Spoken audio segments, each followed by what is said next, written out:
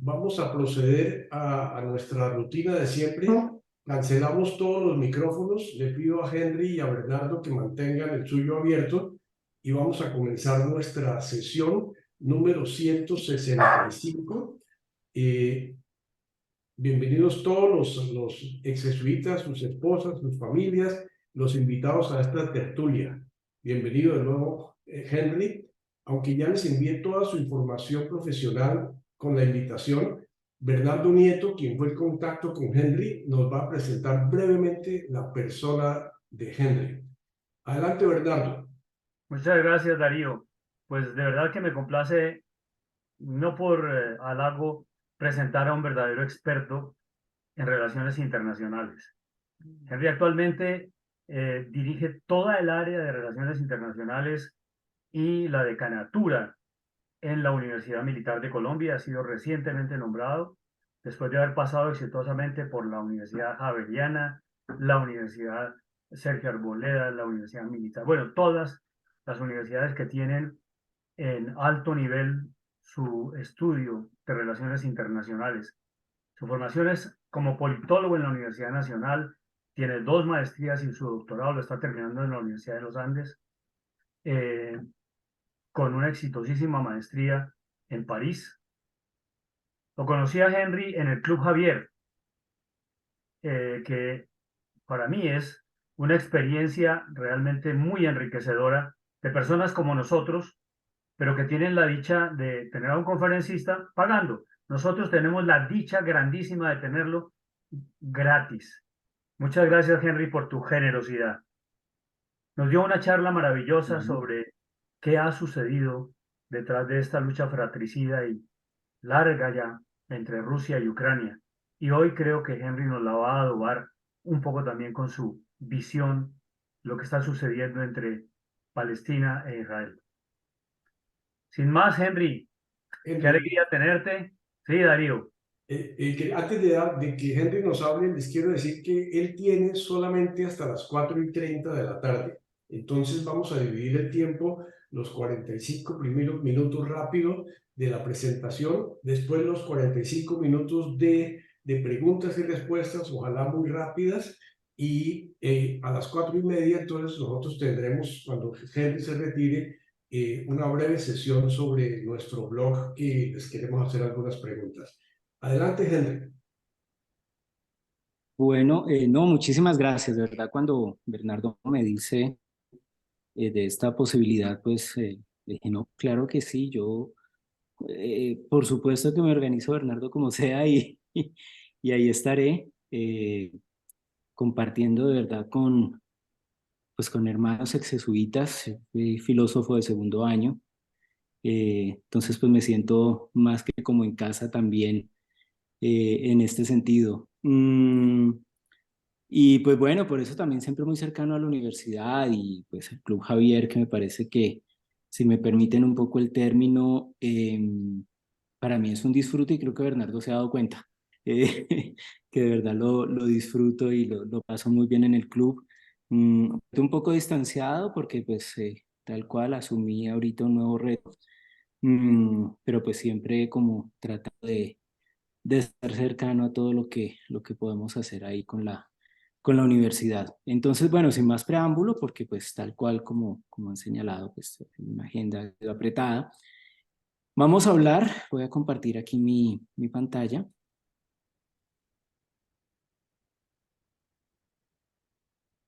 A ver, como una especie de consideraciones amplias, porque pues digamos que es complicado adentrarnos en mucho detalle, no solo por el tiempo, sino porque esto han sido, los conflictos que estamos viviendo son conflictos ampliamente complejos, eh, que pues nos tomaría muchísimo tiempo tratar de mirar todo esto. En el club, y Bernardo fue testigo, pues yo hablé un poco del tema estructural de Ucrania y Rusia, ¿no? Y yo parto siempre de una afirmación muy controversial. Claro, controversial para lo que ocurre, pero pues muy real en términos históricos, y es que Rusia nació en Ucrania. ¿Mm? La primera ciudad de Rusia se llamó, ¿sí? El Rus de Kiev, ese era el nombre medieval que teníamos de la ciudad de Kiev. Entonces, pues digamos que lo que tenemos ahí, y Bernardo lo puso muy bien en la introducción, hay una lucha fratricida entre pues un pueblo que se fue separando, también hay unas condiciones históricas de los soviéticos sobre Ucrania, que fueron muy duras para el pueblo ucraniano, después llegan los alemanes y eso también va a ser muy duro para ellos. Entonces Ucrania ha ido gestando a lo largo de unos 500 años, 600 años, un proceso de identidad muy propio que hace que se sienta mucho más como una comunidad autónoma con un desarrollo nacional muy particular y pues alejado de Rusia, ¿sí? Sin lugar a dudas. Y Rusia, pues obviamente dice, no, un momento, espérese, es que eso es mío, eso es mío. Nosotros somos parte de Ucrania, hablamos el mismo idioma, hay algunas diferencias idiomáticas, ¿cierto? Pero digamos que podemos hablar de ruso como tal. Somos pueblos que descendemos de pueblos eslavos, mezclados con pueblos nórdicos, rus, que bajaron pues por todos los ríos que venían del norte de Europa, ¿cierto? Desde el Mar del Norte, Lituania, Letonia, Estonia, bajamos a Polonia, Bielorrusia y llegamos a Ucrania, ¿sí? O sea, todo eso va conectando toda esa región. Entonces vamos a tener, por supuesto, un problema histórico que no es menor. Entonces esta es la primera complejidad. ¿Y por qué he llamado yo esto la Primera Guerra del siglo XXI? Porque ciertamente, y aquí viene una otra hipótesis importante, es el sistema internacional actual es un sistema internacional que todavía se está ajustando entre algunos procesos de ruptura que tuvo muy fuertes. El sistema internacional lo tenemos que entender como un organismo vivo, donde los actores pues son múltiples, ¿no? Lo que pasa es que los más poderosos y evidentes claramente son los estados, pero por ejemplo tenemos las empresas también, ¿no? Juegan un papel muy importante. Tenemos también otros actores como pues, comunidades que no necesariamente son estados, ¿no? Comunidades nacionales. Estoy pensando en pueblos que no tienen estado como los kurdos, ¿sí? El mismo tema palestino, por ejemplo, ¿cierto? Algunos países lo reconocen, otros están en todo ese proceso como tal, ¿sí? Entonces lo que vamos a tener es una complejidad de actores que van creando, que van transformando el esquema de poder en el sistema internacional, sino que en los últimos 80 años lo que se logró fue precisamente un esquema de poder basado en la victoria en Occidente de los Estados Unidos y en el resto del mundo de la Unión Soviética sobre el poder europeo en la Segunda Guerra Mundial. Es decir, es la primera vez desde las guerras púnicas en la antigüedad que Europa pierde el poder, ¿sí? Que Europa pierde el poder. Vamos a tener entonces a Estados Unidos de un lado, a los rusos del otro. Pues decimos los soviéticos, pero pues todo eso son, si no son rusos directamente, son pueblos derivados de los rus, ¿cierto? Y ahí es donde viene la complejidad.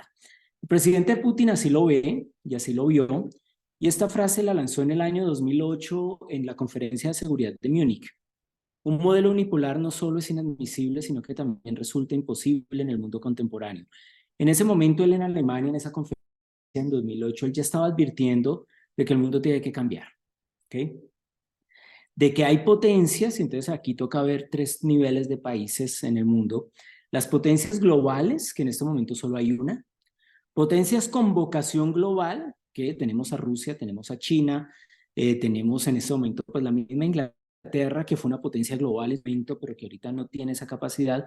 Y tenemos simplemente países que no tienen capacidad de proyección global. Estoy pensando pues ya en países mucho más de las periferias, incluso en Europa los tenemos, ¿no? Países como Polonia, por ejemplo. La misma Italia actual no tiene esa capacidad.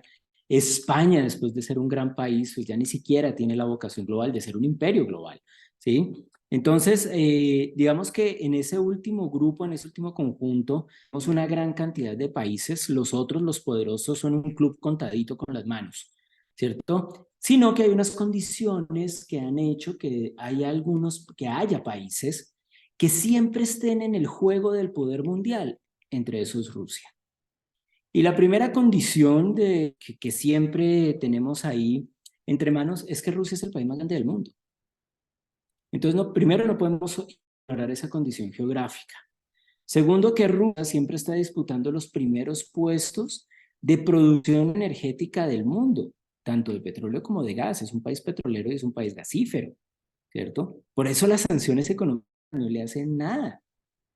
O sea, uno puede, es que no le hacen nada a Cuba, acciones económicas. O sea, los Castros han estado ahí, el rey ha estado ahí durante cuánto tiempo y es una isla del Caribe que uno pensaría que tiene recursos limitados y las sanciones no le han hecho nada. Ahora imagínense un país de la capacidad de Rusia, ¿cierto? El país con mayor cantidad de fronteras terrestres en el mundo, con una proyección sobre el Ártico, ¿cierto? Incluso pues, y bases militares por todo su territorio. Un país que ha tenido que luchar con las grandes invasiones polacas en el siglo XVI, un país que ha tenido que luchar pues, contra los alemanes toda su vida, un país que conoce lo que son las prácticas extremas. Estamos hablando de la región de Yakutia, en Asia Central, perdón, en el norte de Asia Extrema, es decir, por los lados de Mongolia, que es una región que registra temperaturas de menos 70 grados, menos 80 grados centígrados, la región más fría del mundo. Entonces estamos hablando de un país con unas condiciones de nacimiento y de crecimiento bastante fuertes, ¿sí? Lo que pasa es que Rusia es un país que nunca ha podido salir de ahí, es tan grande que está entrampado en su propia grandeza, si me permiten la expresión. ¿Y a qué me refiero con eso? Hagamos una comparación. Los Estados Unidos, que también es un país grande, sin embargo, pues está en la fila después de Rusia, Canadá, etcétera, ¿cierto? Eh, ha logrado proyectar su poder global de diferentes maneras. El primero y el más obvio, pues es su poder militar, con 717 bases alrededor del mundo. Imagínense ese número, 717 bases militares. Paradójicamente, en América Latina solo hay en Honduras y en Cuba. Bases, ¿no? Militares gringos podemos decir que hay en todo el mundo regados, ¿cierto? En sus embajadas hay militares gringos, enlaces militares, etcétera. Pero bases propiamente dichas, estamos hablando de 717 bases y en los lugares más recónditos de la geografía. ¿Listo? Por fuera de Rusia. China solo tiene una en África, en Djibouti. Miren que hay una diferencia todavía en el poder bastante grande que Rusia no logra alcanzar a los, menos en términos militares. ¿En dónde logra equiparar un poco la lucha, la tensión? Pues en algo muy sencillo y a la vez macabro. Y es que Rusia tiene mayor cantidad de cabezas nucleares. Rusia está alrededor, ¿conoce? ¿Cuánto no conoceremos? Rusia está alrededor de 7.000 cabezas nucleares. Estados Unidos está alrededor de 6.500. Ustedes me van a decir, pero bueno, lo tiene ahí nomás, claro, pero esas 500 es la cantidad de cabezas nucleares que tiene el resto del mundo. El mundo no logra esas otras 500, ni cogiendo Corea del Norte, el mismo Israel que tiene armamento nuclear, Pakistán, India, Gran Bretaña, Francia, no lo logran. O sea, no logramos esa diferencia de 500 y si la pasamos, no la pasamos mucho. No llegamos cabezas nucleares entre el resto del mundo. Entonces, el arsenal nuclear está dividido entre estos dos grandes países y eso lo entiende Rusia. Entonces, una potencia nuclear es una potencia energética, es una potencia. Entonces, por eso es tan difícil llegar y golpearla sencillamente, ¿no? Ya lo han intentado. Hay varias escaladas militares, los polacos, los franceses, los alemanes, y pues no han logrado nada contra Rusia, ¿no? Cuando se dio la Segunda Guerra Ruso-Chechena, una guerra local allá en territorio ruso, pues los chechenos tienen una gran cantidad de población musulmana. Y salía un meme de estos en internet donde el Estado Islámico decía, ahora vamos por Rusia. Y abajo salía Napoleón y Hitler diciendo buena suerte. Porque es que nadie ha logrado doblegar precisamente a Rusia, ¿no? Rusia maneja una doctrina defensiva. Esta es de las pocas invasiones que uno le ve a Rusia. O sea, Rusia parece curioso, pero Rusia tiene su territorio y defiende su territorio. Difícilmente es un país expansionista. Primero porque no le da, es que ya es demasiado grande, se rompe. Y estas invasiones son sobre lo que ellos consideran su propio territorio. Y así lo ha expresado Vladimir Putin en su momento, ¿sí? Es decir, Vladimir Putin ha dicho, Rusia llevó la peor parte de la caída de la Unión Soviética. Entonces Rusia tiene que recuperar los territorios. Europa del Este y más concretamente los países del antiguo Pacto de Varsovia Toda esta región es una zona de seguridad clave tanto para la OTAN como para Rusia. A medida que la alianza acerca su escudo antimisiles rusa, crece la sensación de amenaza de Moscú, que está lanzando cada vez más operaciones de influencia en esos países. ¿Ok? ¿Quién es el gran aliado de Rusia en Europa Oriental? Bielorrusia. Los otros países de la antigua Unión Soviética, Lituania, Letonia, Estonia, Moldavia, bueno, Polonia no era de la Unión Soviética, pero era un país comunista, el más grande de la zona. Todos estos países que estuvieron en ese bloque, cuando cae la Unión Soviética, rápidamente piden anexión a la Unión Europea para protegerse de Rusia. Es que para ver la influencia de Rusia hay que estar allá, ¿sí? Recuerden, cada sur tiene su norte. Pregúntenle a un taiwanés quién es el malo, le va a decir que los chinos. ¿Quiénes son los buenos? Los gringos. Pregúntenle a un latino, quizás le diga lo contrario. ¿Quiénes son los buenos? Los chinos que van a hacer el metro de Bogotá. ¿Quiénes son los malos? Los gringos que nunca nos han dado nada, ¿cierto? Cosas de ese estilo. África, ¿quiénes son los malos? Pues los europeos que vinieron a desguazar esto, etcétera. O sea, cada región tiene una de estas potencias de influencia y Rusia es la principal. Ojo, y aquí viene algo importante y lo señalaban ahorita en la introducción, incluso sobre Oriente Medio. Sobre Oriente Medio. Alguna vez, hablando con uno de los directores de inteligencia del país, de la Dirección Nacional de Inteligencia, me decía, mire Henry, cuando usted no entienda qué está pasando en el mundo, pregúntese qué están haciendo los rusos. ¿Sí? Porque los gringos ellos muestran lo que están haciendo, ¿no? Porque les interesa eso, que los vean poderosos, soberbios, gigantes. Los rusos no. Los rusos van y así es diferente. Entonces, empiezan las últimas 2 semanas teorías que dicen que lo que está ocurriendo en Oriente Medio también le conviene a Rusia. Y es obvio. ¿Por qué? ¿Listo? Entonces, ¿qué pasa? Estos antiguos países de la Unión Soviética y del bloque comunista piden anexión a la Unión Europea y por supuesto también ingresan y se empieza a expandir esta alianza militar de la OTAN llegando casi a las fronteras de Rusia. Y eso hace que haya una reacción rusa bastante fuerte, primero con la Primera Guerra de Ucrania 2014, segundo con una serie de ejercicios militares que se hacen en 2018 y tercero con la elección del año pasado, el 24 de febrero. ¿Okay? Lo que pasa es que Rusia nunca pensó que Occidente estuviera tan decidido a defender a estos países antiguos comunistas, pero pues obvio los va a defender porque son su plataforma de llegada a Europa Oriental, ¿cierto? Entonces, una región que era extraña para Occidente, ahorita la idea es occidentalizarla y acercarnos entonces y cercar a Rusia y bloquear a Rusia, ¿sí? Eso es parte como de la geopolítica de todo este conflicto. Y Ucrania fue uno de los más entusiastas. Ucrania, después de la guerra de 2014, donde declara un poco esa independencia, pues ellos van a decir, oigan, es que nosotros nos sentimos más europeos que rusos. Y aquí ustedes me pueden preguntar, ¿y es que los europeos son rusos? ¿O los rusos son europeos? Mejor, perdón. Es difícil esa definición porque Rusia junto con Turquía son los países que tienen una condición doble, euroasiáticos. ¿Sí? Entonces, uno pensaría, y así se lo digo a mis estudiantes de Relaciones Internacionales, el mundo tiene 5 continentes y Rusia.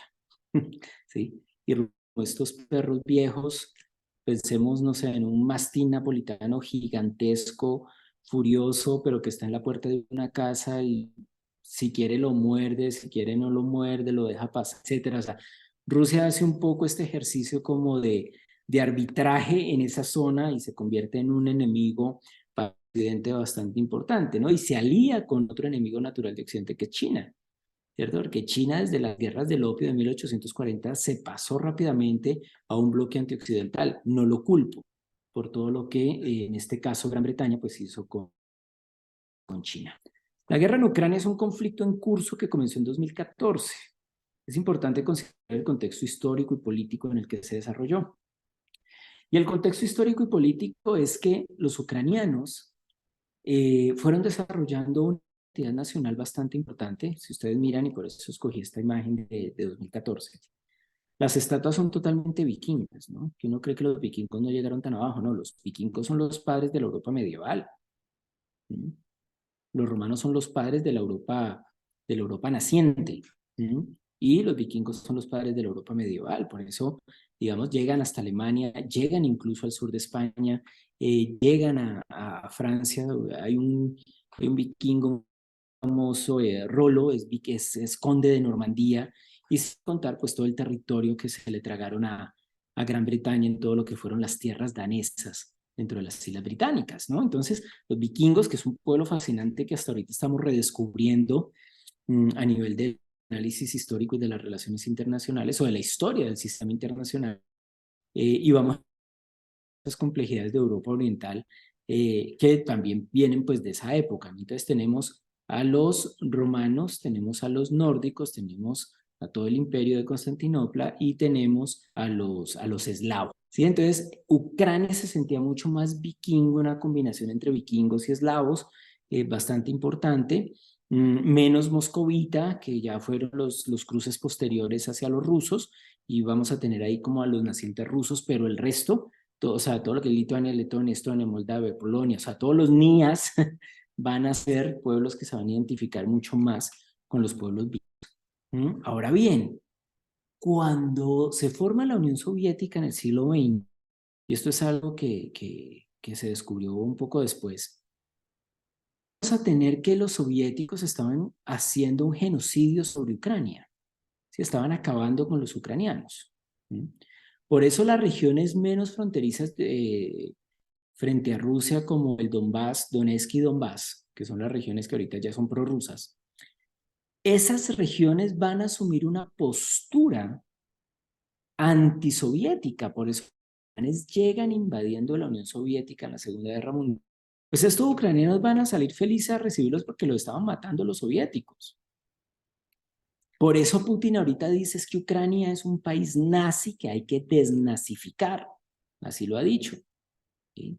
Lo que pasa es que, claro, si yo tengo a alguien que me está matando y llega otro a matar al que me está matando, pues yo me voy con este. Lo que pasa es que durante la Segunda Guerra Mundial, pues los nazis tampoco fueron mejores que los soviéticos frente a Ucrania, ¿no?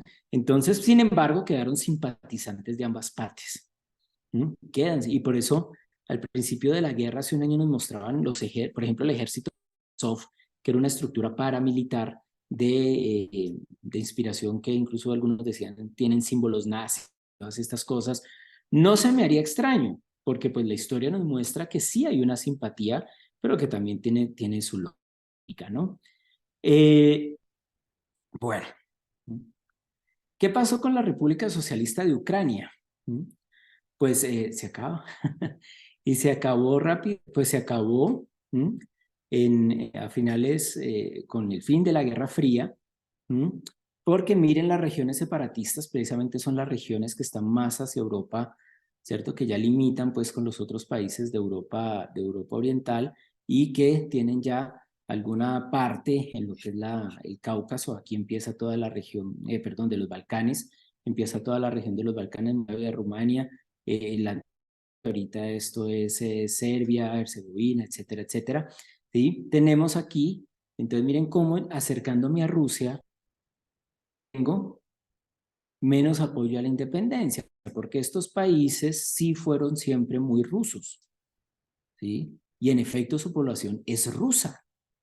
Esta península, Crimea, y aquí en Sebastopol hay una base militar rusa. La península de Crimea sobre el Mar Negro ciertamente es una región que se considera muy rusa, que fue anexionada en 2014, y ahorita en la guerra de 2022 tenemos a Donetsk y a Lugansk, que son regiones que tampoco nos cuentan mucho, que han luchado en contra de la ofensiva ucraniana. Por eso Ucrania no ha podido, que la lanzó hace 2 meses, hacer su famosa ofensiva para recuperar su territorio y sacar a los rusos. Ciertamente de la guerra no podemos esperar que Ucrania invada a Rusia, ¿no? Eso no va a pasar, no tiene la posibilidad de hacerlo. Ningún país del mundo tiene la posibilidad de invadir Rusia. Podrá atacarlo, podrá golpearlo, podrá bombardearlo, pero salir de ahí inmediatamente. ¿Sí? No pudo ni siquiera el grupo Wagner, y eso que tenía todo solo porque los soldados estaban en Ucrania, es decir, con el intento de golpe que hubo hace algunos meses. Y también miremos después cómo termina el jefe del grupo Wagner, ¿no? Ustedes saben que en Rusia los aviones se caen mucho, Hay accidentes aéreos a cada rato y ahí murió también el director del grupo, el antiguo director del grupo Wagner, ¿no? Que es una estructura paramilitar rusa que, ojo, y otra cosa, qué pena pues tanto brinco, una de sus zonas centrales de operación del grupo Wagner es África Central. ¿Quién queda en África Central? Níger, Nigeria y toda la región del río Níger. ¿Dónde se están dando los golpes de Estado? En toda esa región. ¿A quiénes se están sacando? A los países occidentales, especialmente a Alemania y a Francia. O sea, países cooperantes, ¿no? Antiguos países imperiales. Entonces, miren cómo realmente estamos viendo es un cambio en la estructura mundial de poder, ¿sí? Y si África, que creo que, no sé, Bernardo no me dejará mentir, pero creo que no hemos hablado de África a profundidad en ningún espacio. África ahorita es un país discúlpenme la brutalidad, es una región, es un continente totalmente prorruso y totalmente prochino.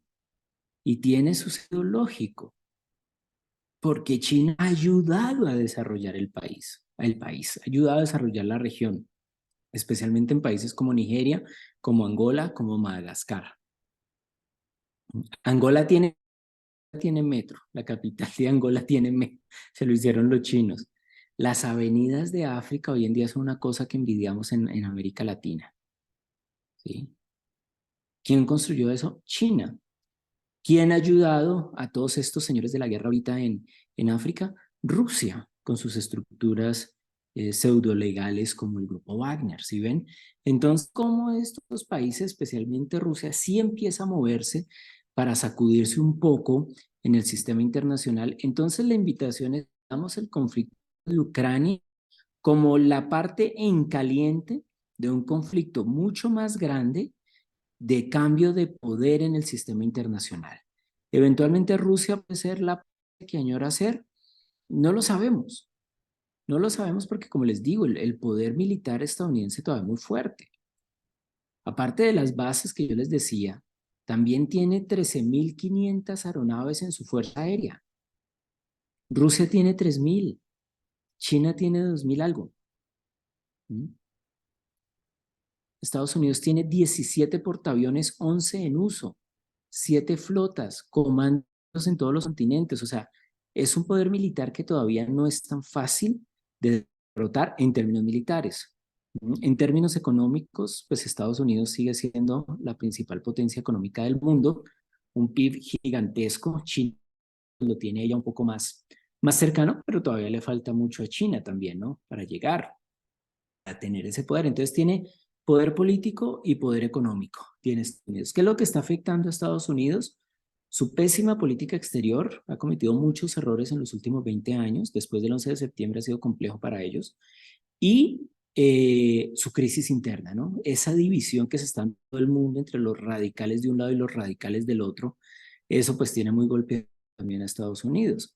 Por eso ahorita rápidamente Biden sale a apoyar a Israel y viaja y manda también al secretario de Estado, Blinken lo mandó antes, él viaja posteriormente, precisamente para ganarse también a los republicanos y a esa facción pro-israelí que no es pequeña en Estados Unidos porque es que los israelíes hicieron a Estados Unidos y Estados Unidos hizo Israel, ¿sí ven? Eso es un poco la dinámica. Si ustedes van a cualquier ciudad de las grandes ciudades ricas de Estados Unidos, por ejemplo, las de la costa noroeste, Nueva York, Chicago, Filadelfia, etcétera, vamos a tener grandes capitales judíos desde principios del siglo XX, entrando ahí. Museo de Arte Metropolitano de Nueva York, las alas arte tienen nombres de donantes judíos, Goldsmith y todas estas cosas, ¿sí? Entonces, el pueblo israelí hizo a Estados Unidos y Estados Unidos hizo al Estado de Israel después de la Segunda Guerra Mundial. En relaciones internacionales diferenciamos entre los israelíes y los israelitas. Los israelitas, pues el pueblo, ¿cierto? El pueblo bíblico escogido por Dios e israelíes ya es la nación que ahorita habita un estado llamado Israel, ¿sí? Para no confundirnos ahí un poco en En los términos en relaciones internacionales, entonces los llamamos hoy en día israelíes, ¿ok? Para diferenciar de esos israelitas bíblicos, ¿listo? En 1991, Ucrania declara su independencia, se convierte en un país independiente. Desde entonces ha enfrentado tensiones entre aquellos que favorecen una mayor integración con Europa y aquellos que prefieren mantener fuertes lazos con Rusia. Estas divisiones se han acentuado en diferentes momentos a lo largo de los años. Entonces ahí tenemos a Yanukovych, que era un presidente prorruso ucraniano. Esa fue la era dorada de las relaciones entre los dos países antes de la guerra de 2014.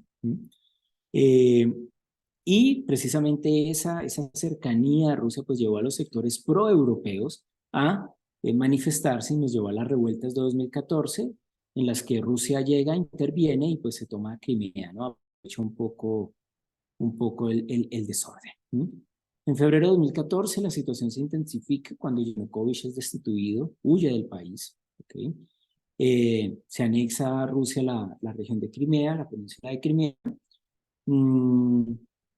y bueno, ahí se quedaron. Hasta ahora, hasta hace unos meses, es que Ucrania pudo volver a poner tropas en Crimea, no tomándola del todo, pero pues sí llegando otra vez a territorio de Crimea.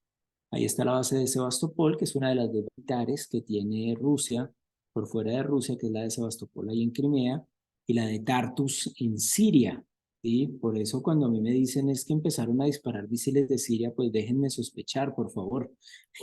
Porque es que si Siria viene de una guerra civil como de 20 años ya, tan terrible, y de repente aparece gente disparando misiles sobre Israel en toda esta crisis actual, pues bueno, los misiles de dónde salen, ¿cierto? ¿Quién están nutriendo a esos grupos que están en combate también? Y de repente todo el mundo empieza a disparar a un Israel que no necesita de nada para tener las justificaciones, ¿cierto? De hacer las acciones que también está acometiendo, ¿no? Que le pueden costar muy caro, sobre todo frente a Europa.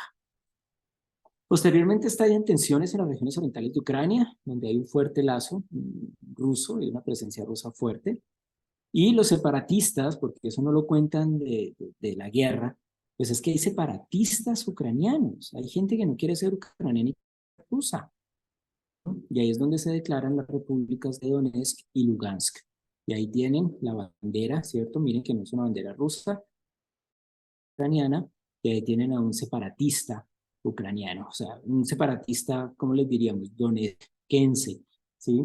Son separatistas precisamente que pues no quieren ser ucranianos, ¿no? Para ellos no, su identidad es mucho más prorrusa. Y tiene sentido, las fronteras tienen esa capacidad de que las culturas, como las culturas no están divididas por fronteras, pues las fronteras generan sus propios espacios culturales y como la cultura rusa en toda esa región es tan fuerte, la influencia rusa es tan fuerte, pues todos esos países, especialmente en sus regiones fronterizas, van a tener una influencia rusa tan grande que sus poblaciones se consideran rusas. Lo mismo va a pasar del lado de Occidente. Lo que pasa es que esos países europeos que están sobre Europa Oriental, pues son muy débiles. Entonces la gran influencia es una influencia alemana, que es el primer país grande ahí en el centro de Europa. Por eso el tema de fondo en esta guerra también es Alemania-Rusia, que es una vieja enemistad que existe, ¿no? Donde Rusia dije, aquí también me cobré todas las que también me han hecho los alemanes, ¿no? Que ahorita Alemania salga con un discurso diferente y todo en los últimos 80 años, en términos del estudio de las relaciones internacionales, no es nada. Porque es que lo que tenemos es precisamente un reajuste de un sistema nacional de los últimos 100 años. Las dos guerras mundiales lo que intentaron fue ajustar algo y lo que ocurrió fue que aparecieron nuevas potencias. Ajustar que la idea del poder europeo, miren que Europa sigue siendo el centro de muchas cosas en el mundo y se niega a morir como poder central en el sistema internacional y todo el mundo tiene que volver otra vez los ojos a Europa siempre. China, Rusia, Estados Unidos, todos tienen que volver a Europa. La misma Israel que les decía ahorita. Anoche en una conferencia también alguien me preguntaba ¿qué sería lo peor que le pudiera pasar a Israel ahorita? Y le dije que Europa le dé la espalda, porque es que Occidente hizo al Estado de Israel. ¿Sí? Eso sería como desconocer un poco, hay una relación familiar histórica. ¿Mm? Ese es el tema ahí con Europa, y todavía estamos viendo, Europa fue tan poderoso durante 2000 años y llega a todo el mundo, genera un sistema internacional para sus intereses. Todos los países del mundo hablamos algún idioma europeo, ¿Mm? De alguna manera. Bueno, exceptuando algunos que no fueron ampliamente conquistados. China era imposible de conquistar toda, y el otro país que nunca fue conquistado por europeos fue Tailandia. Pero digamos, todos estamos abocados de alguna medida, en alguna medida, a la cultura europea. En América Latina pues es obvio, ¿no? Estamos hablando español aquí en esta transmisión. Compartimos unos valores occidentales de tradiciones judeocristianas. ¿Mm?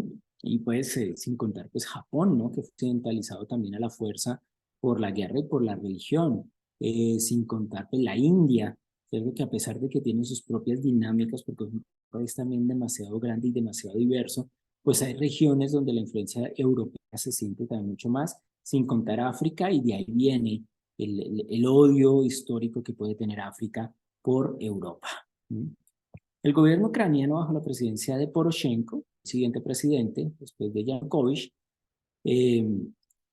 para recuperar el control especialmente de Crimea. Sin embargo, la guerra se prolonga, 2014, mueren miles de personas con refugiados internos y desplazados internos y refugiados, ¿no? Estados Unidos ahí entra a apoyar los ejercicios militares, se llamaron Anaconda 2016, el nombre, ¿no? Anaconda. ¿Qué particularidad tiene la anaconda? Pues que envuelve a su presa en el centro. Estados Unidos le hace un ejercicio militar que se llama Anaconda en el año 2016 en Polonia frente a Rusia con todo el poder de la OTAN, más de 30.000 tropas haciendo ejercicios militares. ¿Sí? Entonces, pues claro, eso también altera a Rusia. Entonces, segundo o tercer idea que me parece central que ustedes tengan en cuenta: para que haya un conflicto, siempre se necesitan al menos dos en el mundo. Para que haya un conflicto, al menos se necesitan dos. Uno solo no hace un conflicto, ¿sí? Uno solo puede hacer una invasión, pero ya, se le puede repeler. Pero un conflicto, una gran guerra, siempre se necesitan partes interesadas en eso, ¿no? Entonces, Estados Unidos ha venido acorralando, Rusia ha venido defendiéndose, Rusia pasa al ataque también en algún momento, y pues Ucrania es, digamos, un poco la cenicienta que está en la mitad de todo este juego. En el año 2020 se inician nuevas conversaciones con los acuerdos de Minsk para tratar de Rusia, Ucrania. Entonces ahí tenemos a Francia, tenemos a Turquía, tenemos a Rusia, ¿sí? Tenemos a Ucrania, pues negociando. Sin embargo, el año pasado, pues se inicia la, eh, la ofensiva como tal, ¿no? Perdón, ahí hay un error, estamos en, es el 24 de febrero del 2022, se inicia la ofensiva rusa, ¿no? Tratando de llegar por el río Dnieper a Kiev. Kiev queda por aquí arribita, llegando desde Bielorrusia, golpeando, miren, desde Crimea, que ya es territorio ruso, y tratando de tomar rápidamente las regiones prorrusas para tener una posición asentada sobre el resto de Ucrania y empezar a forzar a Ucrania a la rendición. ¿Pero qué pasó? Resulta que hubo dos momentos, o hubo dos factores determinantes para que Rusia no tuviera el éxito inmediato que pretendía. Primero, China no entra como se hubiera esperado, ¿sí? Importante. Para ese momento, déjenme decirles, muchos analistas esperábamos que China se tomara Taiwán, que China se lanzara todo sobre Taiwán. Y eso nos hubiera implicado una guerra de misiones globales, ¿sí? Con dos frentes muy grandes, con tres potencias involucradas, ¿cierto? Y por supuesto con países menores que están tratando de mantener su territorio, ¿sí? Entonces, primero, China no entra. Segundo, Occidente tampoco entra a la guerra. Usted me dirán, ¿y eso cómo detuvo a Rusia? Porque lo que hace Occidente es empezar a enviar armamento. Empieza a enviar armamento de defensa, empieza a enviar misiles portables. Esto es una cosa que cambió la guerra para siempre. Yo no sé, permítanme aquí. Si me permiten un momento, aquí en internet les busco a qué me refiero.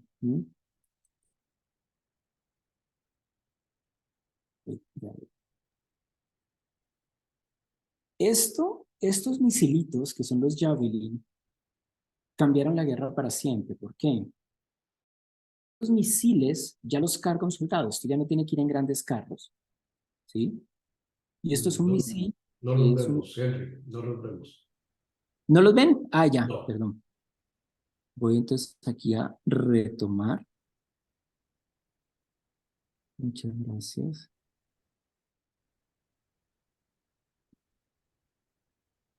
Ahí. Ya casi. Sí, ahora los vemos. Listo, gracias. Entonces, vamos a tener unos misiles portátiles, que ya los cargan los soldados, ya no son misiles que quieren grandes vehículos. Entonces, prácticamente le piden con una gran capacidad de fuego al ejército de Ucrania volverse una guerrilla que el ejército de Rusia pues no había dimensionado, ¿no? ¿Cierto? Entonces, este misil cambió la guerra para siempre. En el caso de Ucrania, pues se volvió clave en su defensa, ¿no? Y creo que todos vimos pues los videos de, de, de los tanques siendo atacados por soldados saliendo, ¿no? Rápidamente. Entonces no había acción de los rusos. No pudieron desplegar su fuerza aérea, que es bastante poderosa con aviones Sukhoi. Muestro aquí los Sukhoi. Miremos un Sukhoi 35. ¿Sí? Esos aviones es el mejor, digamos, el avión de combate más avanzado que existe hoy en día, ruso. En América Latina, Sukhoi tiene en Brasil y Venezuela. Los países han comprado aviones de este estilo. Tampoco pudieron desplegar estos aviones por esos misiles, etcétera, etcétera. O sea, el gran aparato bélico, vuelvo a la presentación, el gran aparato bélico ruso se vio detenido por el esfuerzo que hizo Occidente al compartir este tipo de armamento. Y al no entrar directamente, pues Rusia no tenía una excusa para empezar a atacar otros países. Entonces, hay una legión internacional, sí, peleando en Ucrania, compuesta por israelitas, también israelíes, también. Por eso yo creo que también viene un poco el tema. Colombianos hay allá, ¿cierto? Hay africanos, hay de todo el mundo. Hay mercenarios de todo el mundo peleando en esa legión internacional. Es una fuerza multinacional, voluntaria, que está allá en ese conflicto. ¿Mm? Entonces, claro, Rusia amenazó mucho tiempo con, oigan, voy a invadir Europa, si Finlandia, Suecia entran a la Unión Europea, a la OTAN, yo nucleares, si van a apoyar a Ucrania, yo lanzo misiles nucleares, pero no puedo hacer nada. Y no puedo hacer nada porque realmente no había una justificación real para atacar al resto de Europa, para atacar al espacio OTAN. Claro, eso también jugó en contra de Ucrania en algún momento, porque Ucrania decía, necesito que hagan un escudo aéreo sobre Ucrania para que Rusia no me ataque con misiles. Es decir, que los aviones de la OTAN y los misiles de la OTAN protegieran el cielo ucraniano. Pero eso ya era entrar en el conflicto y la OTAN no lo hizo, ¿sí? Entonces mantuvieron la guerra en cierto punto, en cierto nivel. Entonces, hasta ahí va, digamos, el tema de la guerra y como les digo, pues China lo que hace es más bien proponer un plan de paz donde pues decía que devolvían una de las regiones y Rusia se... Por supuesto, ninguno de los dos países aceptó, ¿no? Esa mediación de 50-50 que proponía China. ¿Listo? Ah, me dicen que tenemos aquí un problema con la luz, pero las diapositivas están bien, ¿cierto? ¿Están Sí, viendo las está bien. diapositivas? Sí, sí, Ah, perfecto, listo. perfecto. Bueno. Entonces, ¿qué es lo que pasa en últimas?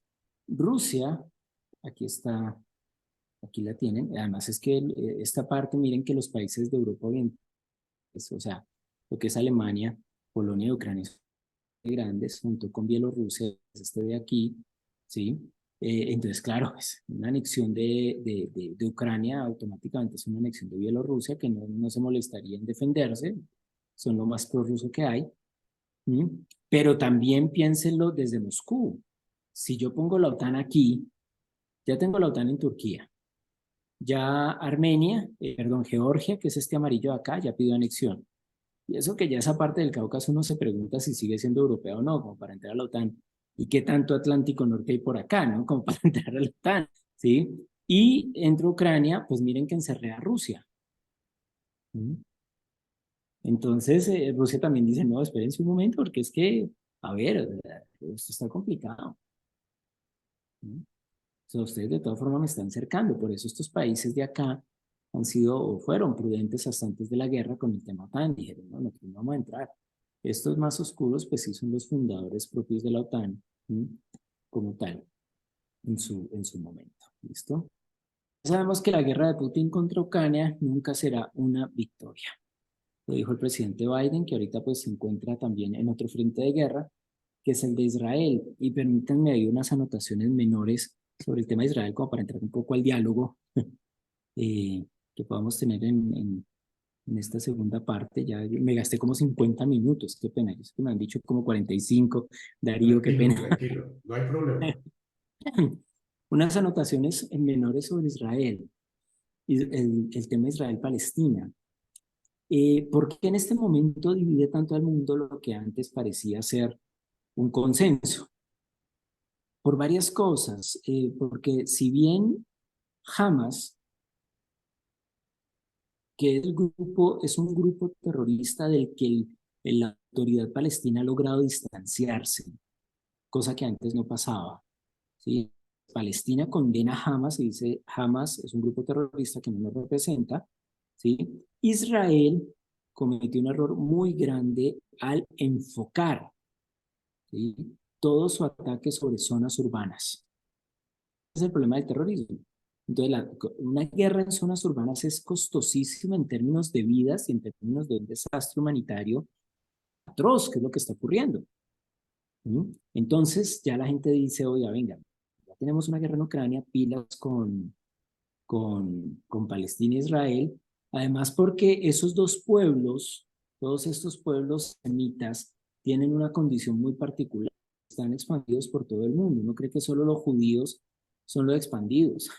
No, los palestinos y el resto de países árabes también. En Colombia hay una comunidad palestina grandísima, ¿sí?, que han venido haciendo un trabajo diplomático juicioso, mostrando que no son los terroristas que Israel quería mostrar.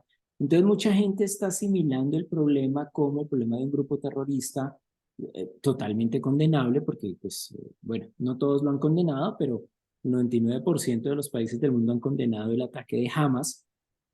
Pero también le dicen a Israel, eso no significa que usted pueda acabar con Palestina. Entonces ya hay una ponderación diferente del conflicto, y eso es importante. ¿Producto de qué?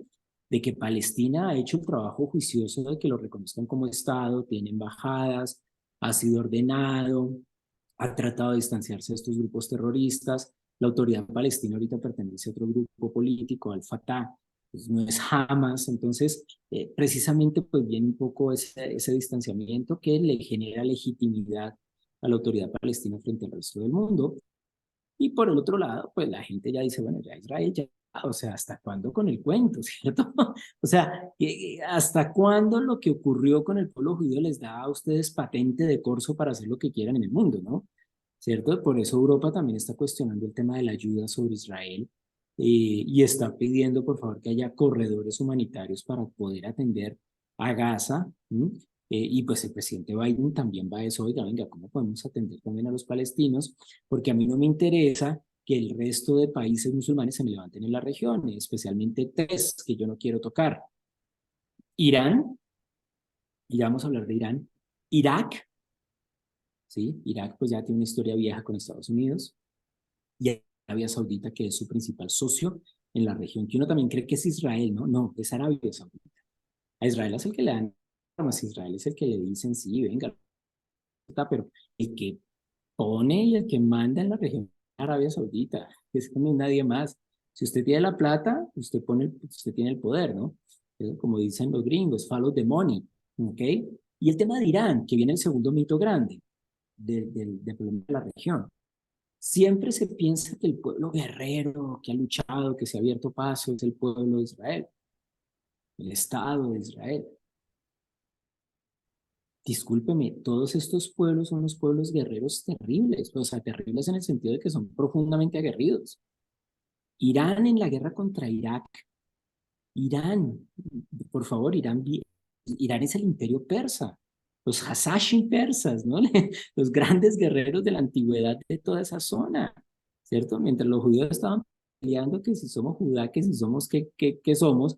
El imperio persa se iba organizando con toda la fuerza del mundo, ¿cierto? Entonces, los pueblos musulmanes también son grandes pueblos guerreros, ¿sí?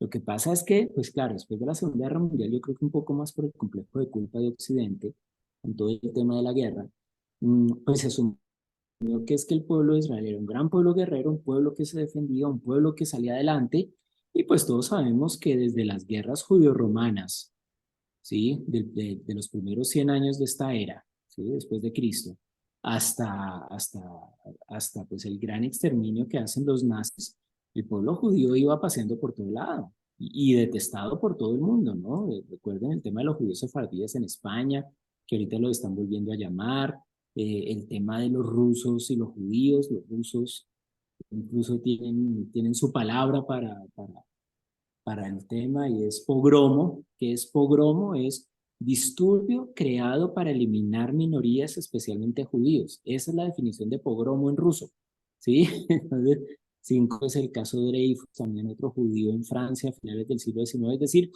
eh, después de la guerra se hizo al pueblo judío, que no es el judío bíblico, se hizo este pueblo judío, esta nación judía, como una nación de resistencia, y ellos han aprovechado eso, de una nación guerrera, etcétera, etcétera, pero se les olvida que los diálogos también son grandes guerreros. ¿Quiénes acabaron con todo el esfuerzo de los cruzados? Pues esos pueblos árabes musulmanes, ¿cierto? O sea, también son. Entonces no estamos hablando de una gran potencia militar contra unos dos nadies, sino que estamos hablando de una gran cantidad de pueblos que incluso son desarrollados. Teherán es una ciudad desarrollada, Irán es un pueblo desarrollado a pesar ahorita después de la revolución de los ayatolas, como ese encierro político y social en torno a la teología musulmana, pero digamos que son países que no pueden ser considerados de segunda un poco en el problema de la región, ¿no? Entonces no es simplemente un Israel monstruoso que se lanza, los otros también se defienden, eso es lo que va a garantizar una guerra bastante grande si esto no se soluciona rápido. Siria también, miren, 20 años de guerra y puede seguir en guerra sin ningún problema. Son pocos que conocen el significado como tal, ¿cierto? Entonces, eso también hay que verlo un poco con beneficio de inventario. Y rápidamente, y con eso termino, ese conflicto hay que verlo a tres niveles y ahí lo uno con el tema de Ucrania. A un nivel local es el problema Israel-Palestina.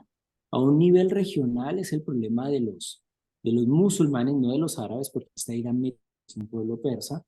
Es el problema de los musulmanes contra el Estado de Israel, ¿cierto? Y en un tercer nivel es un nuevo escenario del reajuste de las potencias mundiales. Es decir, se abrió otro espacio de lucha, solo que esta vez ya no es una Palestina-Israel, ¿cierto? Es una guerra proxy, que es una guerra proxy en relaciones internacionales. Una guerra proxy es una guerra que se da en un territorio por medio de dos actores, pero se están definiendo los intereses de terceros. Y aquí se están definiendo los intereses de Irán, que quiere ser la gran potencia de la región por encima de Arabia Saudita, los intereses de Estados Unidos en la región y los intereses de Rusia en la región. Porque si ustedes ponen en un mapa Oriente Medio, al norte tenemos a Rusia, en todo Oriente Medio tenemos bases militares de Estados Unidos, ¿cierto? Y de un lado tenemos a Europa y del otro tenemos a China. Es decir, Oriente Medio es una cruz estratégica de la proyección natural de las potencias globales. Y con eso termino. Muchas gracias para que pasemos un poco a más.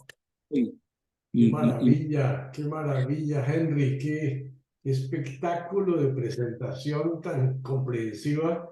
Estoy seguro que todos mis compañeros se unen a primero felicitarte por esa visión y ahora viene gran sesión de preguntas. No me detengo mucho. Les quiero pedir que por favor levanten su manito electrónica, quienes tengan pregunta, y si no pueden la manito electrónica, yo trato de verlos y anotarlos aquí en otra lista para los que no consiguen levantar la mano electrónica.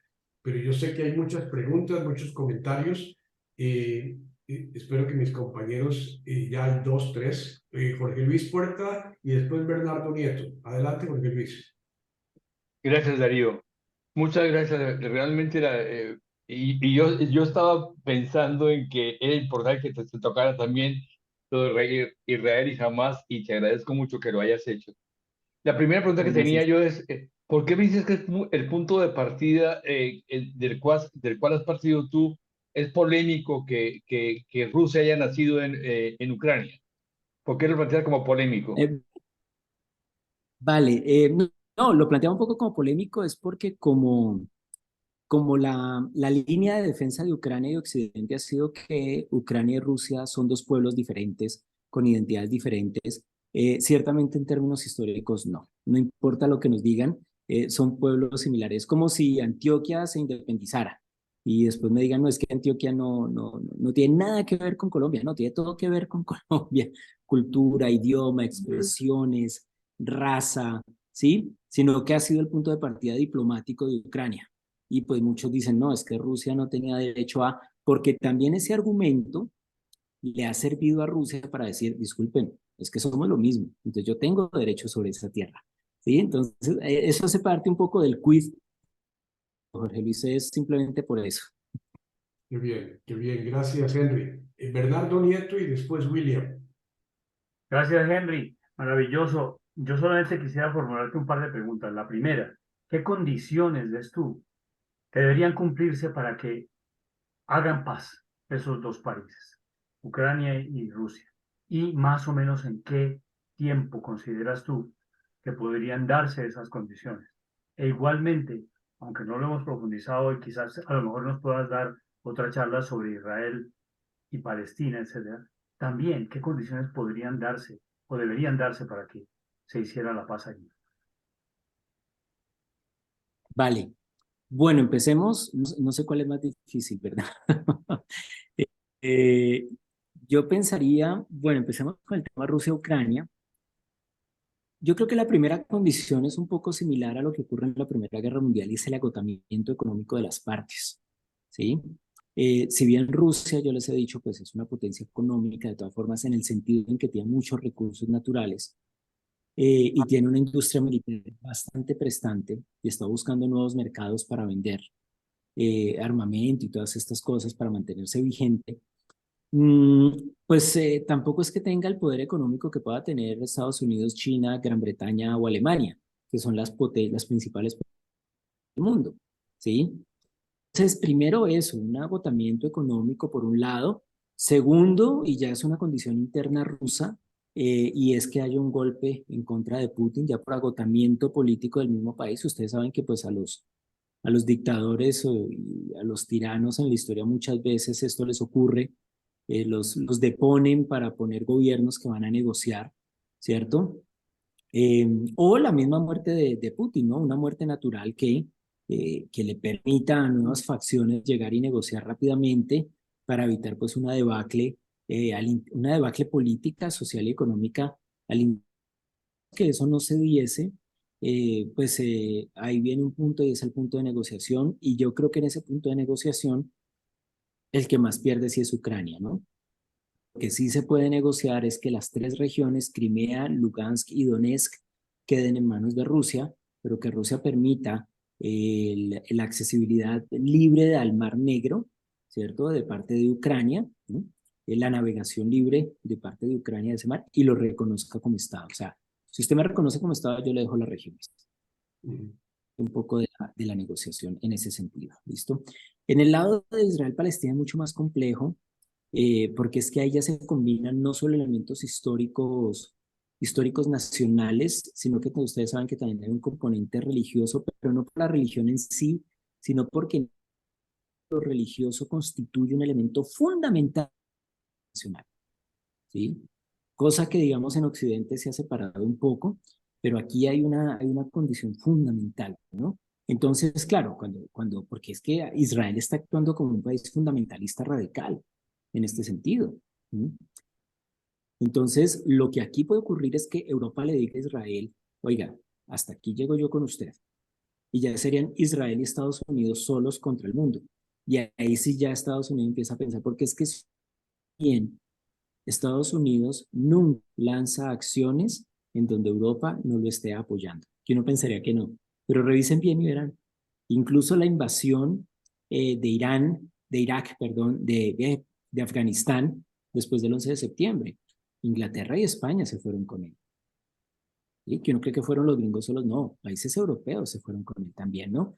Entonces, no es tan cierto que Estados Unidos vaya con una especie de llanero solitario por el planeta, pero la solución para mí en este momento sí está más que en el mismo Estados Unidos, para el tema está más en Europa, ¿no? En una Europa pues que maneja ya unos valores diferentes frente al pueblo, incluso frente al pueblo palestino. Como les digo, los palestinos han sido juiciosos en su tarea diplomática, y por supuesto frente a los judíos, pues Europa dice, oigan, sí, ya la embarramos, ya lo reconocemos, ya les hicimos un Estado, ya los dejamos hacer lo que quisieran, pero hasta aquí, porque se nos puede volver un problema más grande. Porque del otro lado, si esto se radicaliza, a Palestina lo entrarían a apoyar Irán, lo entrarían a apoyar Siria, no sabemos que otros países árabes también, pero también, por supuesto, lo entraría a apoyar Rusia, porque Rusia necesita que le calmen un poco el frente que tiene de guerra en Ucrania. Y qué mejor posibilidad que una guerra en Oriente Medio, donde él está cerca como para influir, pero no tan cerca como para pelear, ¿cierto? Entonces, yo vería un poco esas condiciones de posibilidad, Bernardo. Qué bien, Henry. William Mejía, adelante. Gracias, Darío. Henry, ¿cómo visualizas la intervención en un próximo futuro de Estados Unidos Te en perdimos, William. Ucrania? Te perdimos Sí. tu pregunta. ¿La puedes repetir? Sí, ¿me escuchas ya? Ahora sí. Sí. Estable, sí. Sí, ¿cómo visualizas, Henry, la intervención en un próximo futuro de Estados Unidos, Europa y China en el conflicto entre Rusia y Ucrania? Si existiese una intervención, sería una intervención de corte diplomático y económico, que es lo que han venido intentando.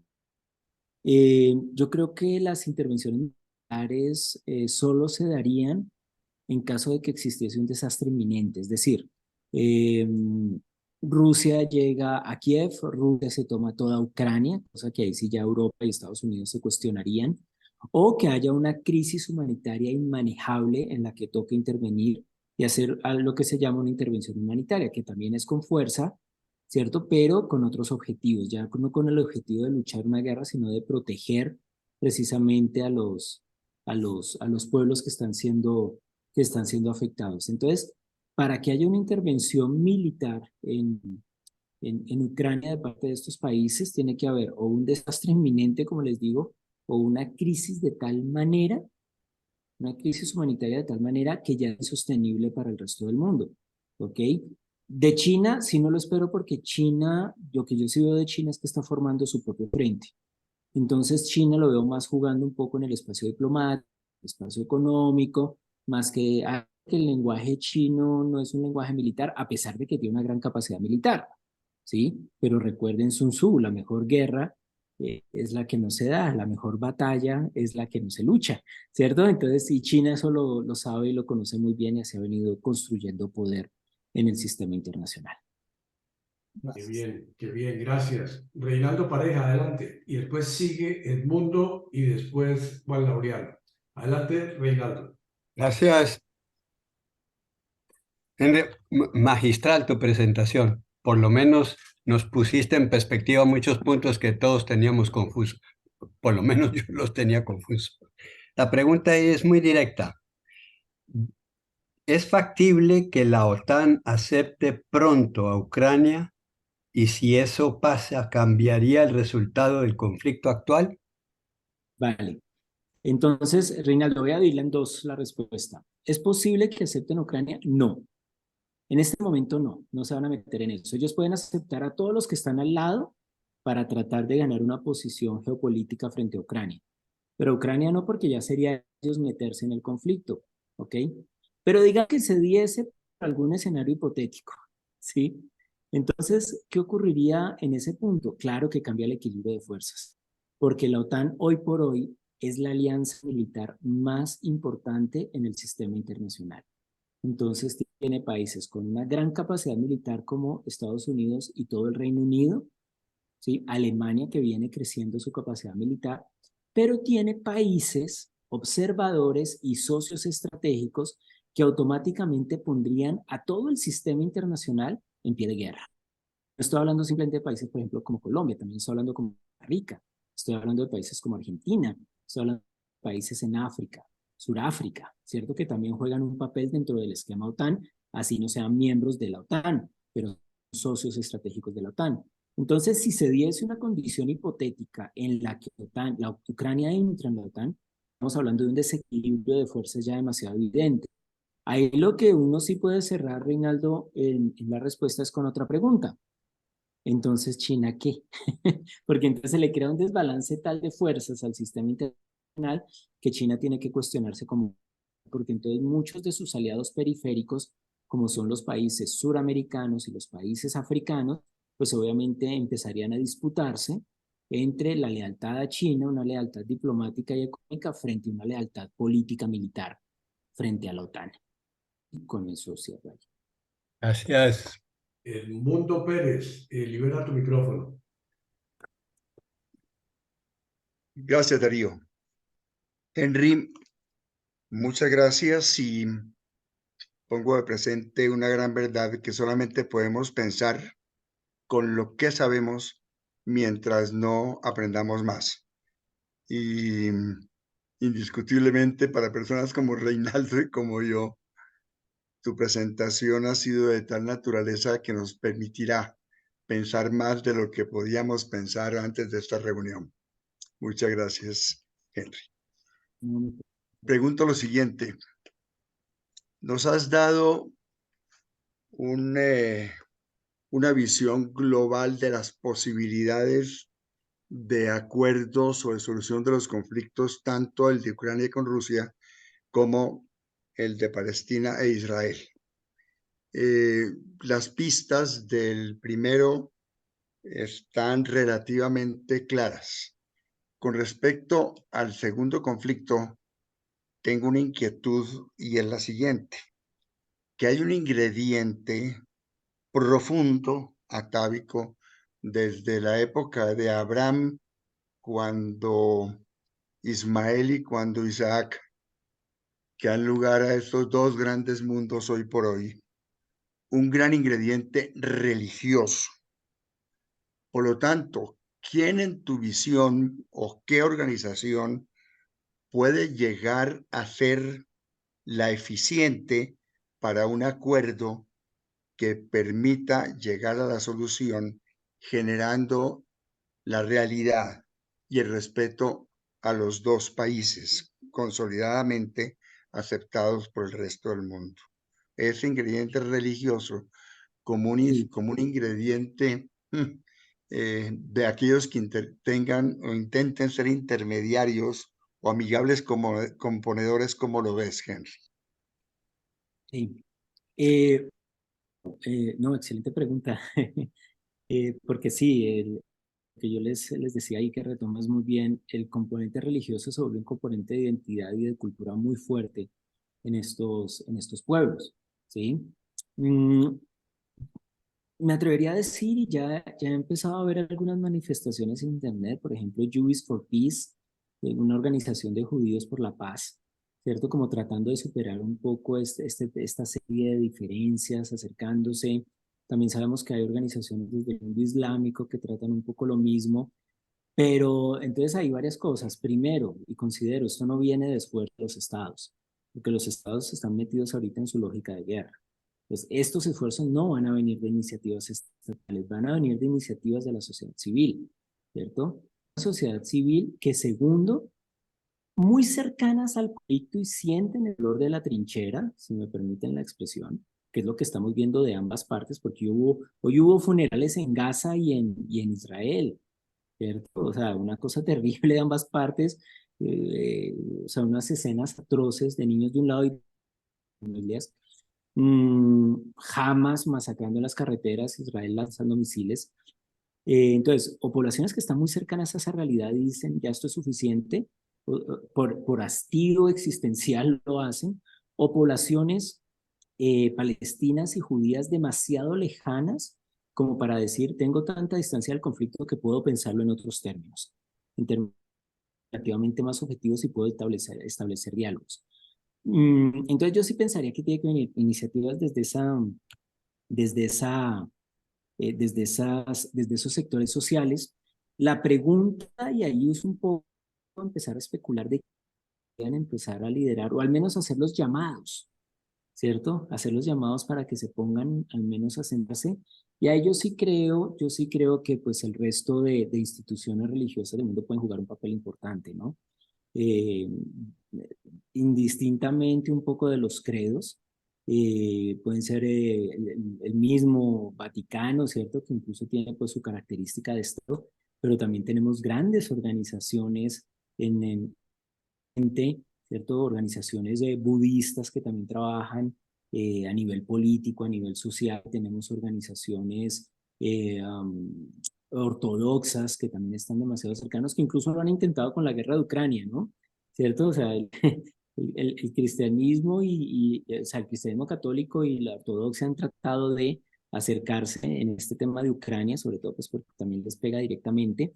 Entonces yo sí creo que la iniciativa puede venir de ahí. No creo en una iniciativa de los estados, tampoco creo en una iniciativa de las ONGs libres de entender este componente, porque sí lo considero y así lo manifesté y me gusta tu intervención por eso. Lo religioso es una variable que Occidente debe entender en este conflicto, no la puede dejar por fuera. Occidente nos acostumbramos a que los conflictos eran economía, armas e intereses. No, aquí no. El mismo 11 de septiembre, miren que fue un despertar de la posmodernidad ateísta a los Estados Unidos y los sacudió de una manera impresionante y dijo, venga, venga, ¿quiénes me atacaron? No, pues unos tipos que venían en nombre de Alá, ¿cómo así? ¿Cierto? O sea, se resignifica esa variable para Occidente y solo así se puede lograr algo. Ese sería mi intento de respuesta porque ciertamente hay una complejidad bastante amplia, pero para mí debe venir de la sociedad civil. Gracias, Henry. Sigue Juan Lariano, después Darío y después Humberto. Adelante, Juan Muchas Lariano. gracias, Henry. Muchas gracias. Gracias, Henry, por una presentación tan interesante. Como tú lo has mencionado, realmente en este momento la superioridad eh, en términos militares de la OTAN es considerable. Uno podría pensar que la OTAN está a un lado y que del otro lado podría estar China y Rusia, pero en este momento hay una clara superioridad de la OTAN. Entonces uno se pregunta, bueno, para que haya paz, como preguntaba Edmundo, mientras haya este desequilibrio, pues no es fácil pensar uno que la potencia, los que tienen las armas, cedan, ¿no? Entonces surgen varias inquietudes. ¿Cómo ves tú esa perspectiva de que se llegue a un punto de equilibrio en armas? Ya vivimos bajo un equilibrio del terror nuclear, digamos, pero lo que está sucediendo entonces es que bajo esa umbrella, bajo ese paraguas nuclear, que pensábamos que iba a traer paz, ahora lo que sucede es que pues como que nos hemos anestesiado y entonces las dos potencias nucleares más grandes del mundo están a través, los gringos a través de terceras personas, Ucrania está poniendo los cadáveres, eh, Estados Unidos y la OTAN ponen las armas, es una guerra de desgaste. Eh, entonces ahí también la otra pregunta es, ¿qué posibilidades hay de que este horror escale hacia un conflicto nuclear, ¿no? Putin con frecuencia amenaza. En fin, ¿cómo ves tú esas dos posibilidades? La posibilidad de que se llegue como un equilibrio de armas que quizás lograría aclimatar un poco la paz. Y luego el terror nuclear, ¿qué opciones hay? Ninguna buena, pero bueno, ¿hacia dónde evolucionará eso? Listo, vale, no, muy bien. La era nuclear es paradójica, ¿no? El arma nuclear es paradójica porque puede ser un arma tan buena que todo el mundo le tiene miedo de usarla, un arma tan mala que usted la tiene, vale mucho y no la puede usar. ¿Sí? Ese es un poco el problema con las armas nucleares de un lado al otro. Realmente, armas nucleares en un conflicto se han usado solo contra Japón, ¿cierto? 2 veces, y con eso fue suficiente como para mostrar eh, las dimensiones de lo que puede ser un ataque nuclear. Posteriormente se han realizado armas mucho más pequeñas, llaman armas nucleares tácticas, que es con lo que ha amenazado Rusia, armas enfocadas, por ejemplo, a golpear una ciudad, a golpear algún complejo de alguna manera, ¿cierto? Pero armas nucleares, pues que van borrando todo lo que encuentran a su son armas nucleares al fin y al cabo. Entonces, en primer lugar, frente a la posibilidad de un desarme, pues ya se ha hecho. De todas formas, el tema de lo nuclear, en su momento en los años 80, incluso miren la paradoja entre Ronald Reagan y Gorbachev, ambos países bajaron su arsenal de 13.000, 14.000 cabezas nucleares a lo que tienen hoy, que es el 50% más o menos de eso. Entonces, lo que trato de decirte, Juan, es que sí tenemos ejemplos históricos de que la voluntad política del desarme existe. Lo que pasa es que tenemos que ver la inminencia del desastre. Yo creo que en este momento estamos empezando a verla, ¿sí? La pregunta que queda es si los líderes mundiales de este momento tienen la entereza y la astucia de entender la posibilidad de ese desastre, como la en su momento, por ejemplo, ¿cierto?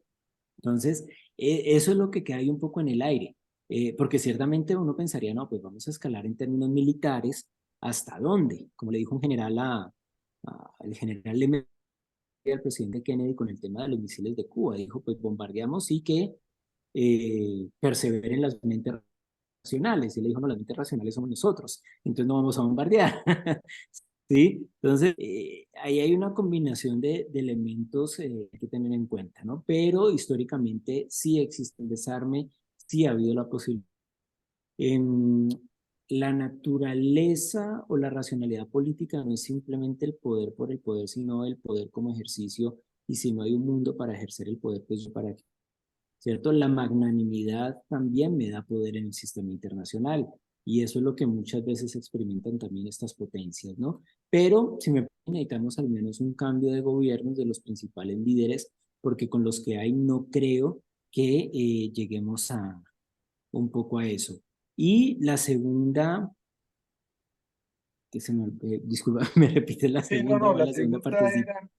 era, bueno, ya cubriste, creo yo, el acuerdo, el posible acuerdo nuclear, pero también ahora tenemos qué papel puede llegar a jugar la ONU en un posible armisticio. La ONU, pues, de nuevo, la potencia armamentística más fuerte en este momento es la que, digamos, pone las condiciones, ¿no?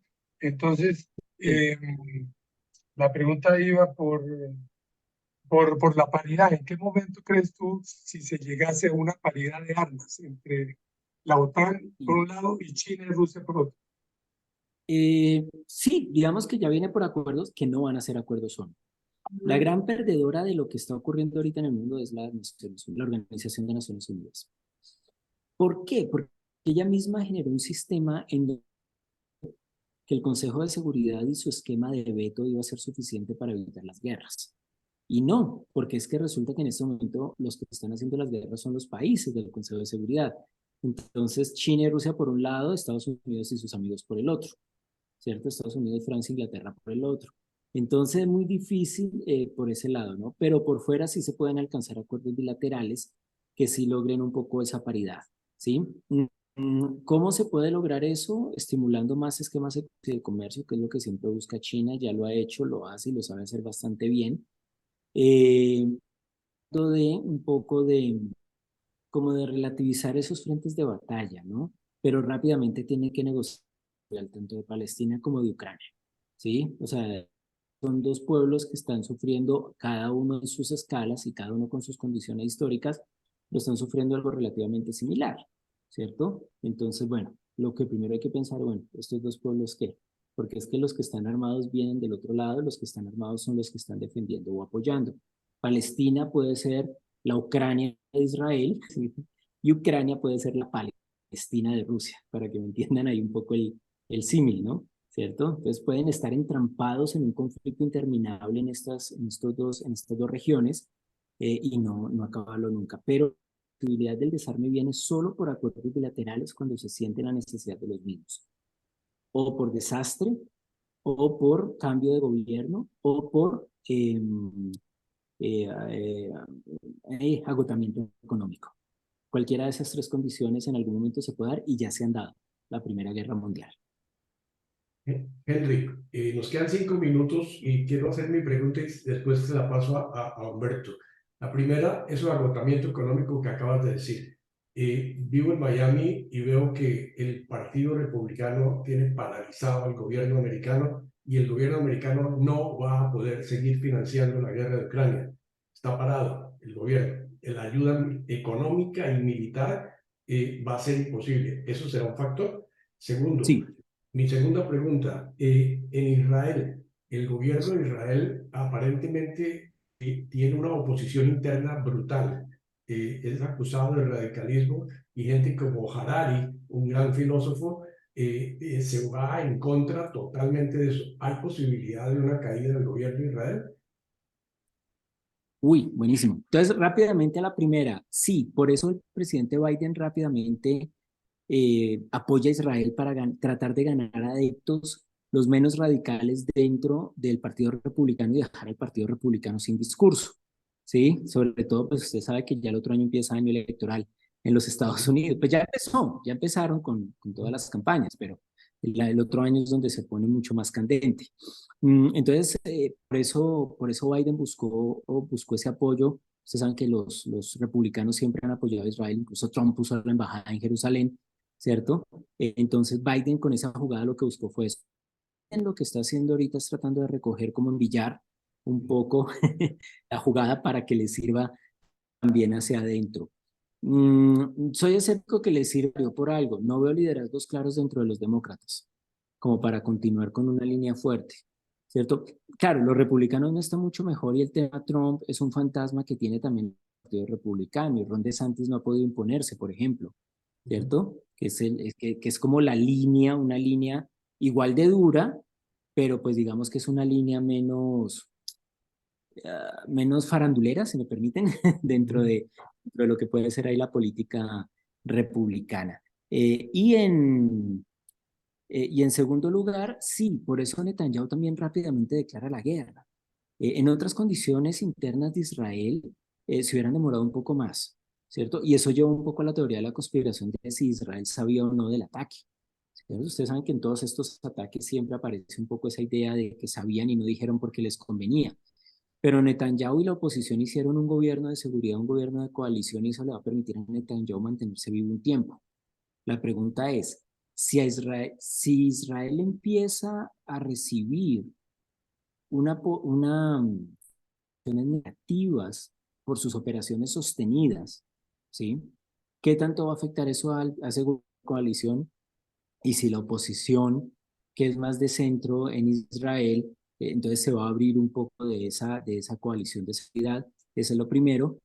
Segundo, si esa misma coalición no le dice a Netanyahu, a usted le quedó grande esto, cambiemos por alguien dentro de la misma coalición. Ahora a Netanyahu le pasaron otra bala de oxígeno, pero eso no garantiza que siga vivo mucho tiempo. Gracias. Última pregunta, Humberto Sánchez, que nos acaba el tiempo, pero dale, Humberto. Libera. Dale. Gracias Darío, Henry, muchísimas gracias por tu presentación y por la aclaración de tantas dudas, de tantas posiciones que hay en esto. Tú hablabas de que una posible solución entre Rusia y Ucrania fuera un acuerdo en el cual se diera a Ucrania las regiones prorrusas y entonces con eso pudieran llegar a algún acuerdo. En el caso ya de Israel, donde, es decir, se le ha negado al pueblo palestino un país, ellos no tienen un país. Entonces, como tal, ¿hay alguna posibilidad o ves alguna posibilidad de que Israel acceda a darle una parte o la creación del pueblo palestino? Bueno, sería un proceso similar a lo que le hicieron a Israel, pero al revés. Entonces, si creamos Israel aquí, ahora digamos que Palestina va un poco acá. O sea, como volver a las fronteras del 48, ¿cierto? Más o Correcto. menos. Sí. A ver, no es imposible, no es imposible, es muy factible. Si crearon a Israel donde lo crearon, muestra que en el sistema internacional, a partir de voluntad política y derechos, se pueden hacer muchas cosas, no necesariamente por medio de guerra. El problema es que Israel ahorita está muy envalentonado y fuerte. ¿Cuál va a ser la caída de Israel si es que llega a tal? Lastimosamente viene por el exceso. O sea, nos faltarían muchas más víctimas donde el mundo entre en ese bucle de terror que creó el campo de concentración. Por eso rápidamente buscan asimilarlo al campo de concentración. En ese bucle de terror donde todo el mundo dice esto es totalmente inadmisible y tenemos que hacer algo, ¿sí? Entonces cosas como el hospital de ayer, los ataques, etcétera, se le pueden devolver a Israel porque llegará el momento en que Israel ya no pueda defenderse políticamente frente al resto del mundo. Militarmente puede seguir sobre Palestina, pero políticamente estaría perdiendo más con la operación militar que negociando sobre la misma, ¿sí? Entonces, pero faltaría todavía ese trecho, ese delgado margen entre el dolor y el horror, ¿sí? Lo que pasa es que es un margen atroz, ¿cierto? Porque lo que tiene que pasar ahí para que el mundo reaccione, pues son de las dimensiones de lo que ya vimos en el 44 y en el 45, ¿cierto? Por ahora sentimos el dolor de lo que está ocurriendo a ambos pueblos, pero todavía no sentimos el horror, ¿cierto? Ellos ya pueden estar sintiendo allá, ¿cierto? Como les digo, de ambas partes de todas formas, pero ese horror hay que pararlo de algún lado. ¿Sobre quién me paro yo primero? Pues sobre las autoridades legalmente constituidas, tanto de Palestina como de Israel, y vengan, negociemos algo, porque ustedes no pueden seguir matándose. Y si negociamos algo, los dos podemos empezar a enfrentar los grupos terroristas, Hamas, Hezbollah, etcétera, que pueden venir a aparecer. Pero lastimosamente nos falta el paso, Humberto, al horror. Todavía no hemos llegado ahí y es un paso dolorosísimo y costosísimo a nivel humano. Henry, se nos acabó el tiempo, te robamos un poquito más de lo que nos habías regalado. Nada. Hay un aplauso general de todo el grupo. Muchísimas gracias por este gran show de conocimiento y nos aclaraste muchísimas cosas. Sabemos que tienes otros compromisos. Estoy seguro que Bernardo te va a convencer para alguna que otra charlita más con nosotros. De nuevo, un abrazo. Muchas gracias por todo. Y muchos éxitos abrazo. en tus nuevas responsabilidades, Henry. Bien importantes para el país.